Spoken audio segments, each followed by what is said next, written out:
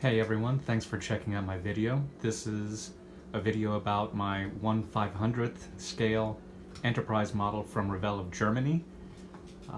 This is the Into Darkness version of this kit, and I gotta say the kit itself fits together perfectly. The way that they made the parts, everything fits fantastic.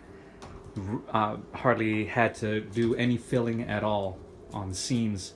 And they did a great job with these big, bulky nacelles with these skinny little struts. There's no sagging on these things at all, even when I've loaded it with a motor and lights. So I'll tell you about that in a bit.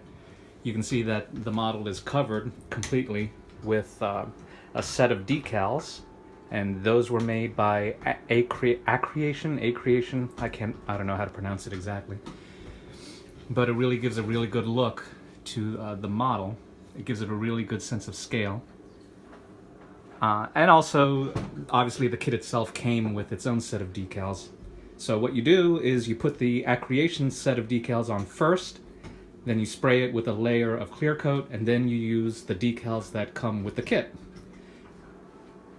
So, let's see what else. This is my first kit that I used surface mount diodes with, and boy, those are really helpful and nice to use because you can put lights in really tiny places and it gives a really nice effect. So I use those for the floodlights on the outside of the kit. I also used the post is from Trek Modeler, and I also used a lighting kit from Trek Modeler. Also, one other thing that I did different was these domes here.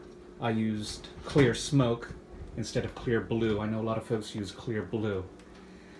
But also, one other thing that I did was with the Trek Modeler kit, it comes with a circuit board that controls the lighting and the timing of the strobes. And it also has some really nice LED discs that fit into each one of these nacelles. But I decided not to use those. I decided to go a little analog, and I found a company called Big Easy Modeling Solutions, which makes this really nice motor and gear set that fits perfectly inside each one of these nacelles. So let me show you how this works. So the Trek Modeler kit comes with all the electronics that you need, including 3 switches. So the first switch, you just tap it, and it turns on the kit. So there you see the strobes, and there you see the engines. And the engines aren't exactly too bright, and that's deliberate. I didn't want to make them too bright, because in the movies, it just doesn't seem all that bright when it's cruising along. So what you have is a set of counter-rotating blades and 2 1.8mm blue LEDs that are behind them and just within the diameter of the counter-rotating blades. So it gives a really nice little effect. These are the SMDs I was referring to. There. And they are super tiny. Let me tell you, if you decide to go and use these SMDs, I would recommend that you get the ones that are already pre-wired and come with wire leads attached to them, because the leads themselves are not much bigger than the size of human hair. And even when I ordered the ones that came with the leads, if you bend them to like at a 90 degree from the solder joint, it'll snap right off. So I think I saved myself a lot of frustration by using these SMDs. And also they fit into all kinds of places that an LED just won't. So you can see the Trek Modeler kit controls this lighting. The impulse engine kind of pulses very nicely.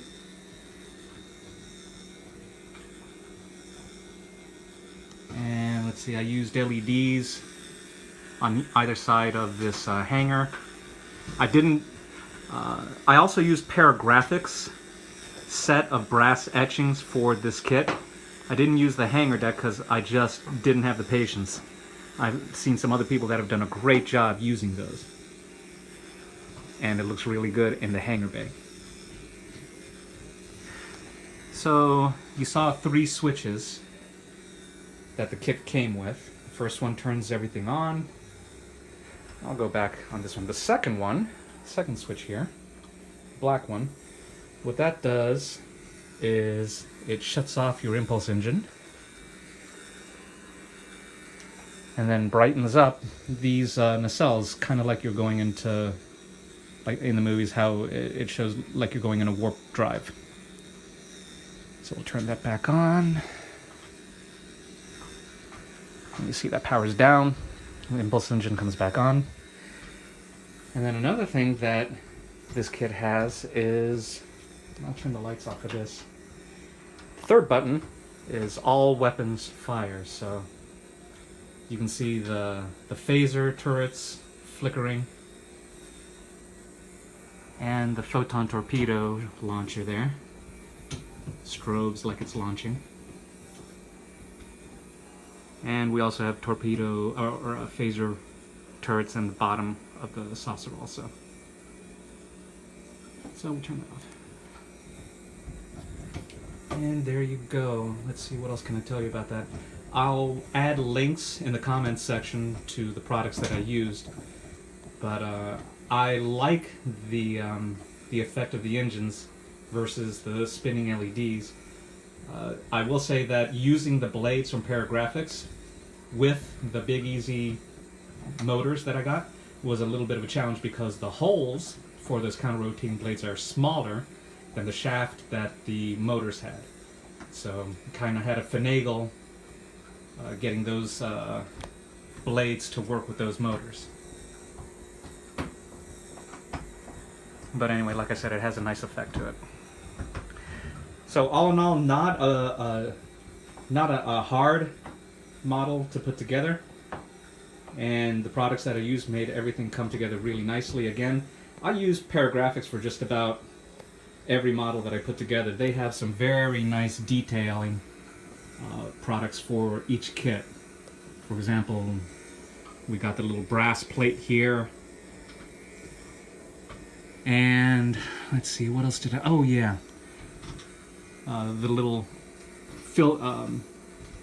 these little vents there on the front and the side, they made also. So anyway, let's see, what else did I use? I used blue LED strips and white LED strips for the interior lighting. But again, the big revelation was those surface, those SMDs. Wish I'd have known about them when I did the 1/350th Enterprise NX from Polar Lights. But again, Revell of Germany, they made a great kit. Everything fits together great. Even with the motors inside those nacelles, no sagging on these nacelles. So hopefully that'll stay the case as over the years, and that these things will stay straight. But for now, I'm really happy with it. So thanks again for checking out the video, and if you have any questions, just leave it in the comment section.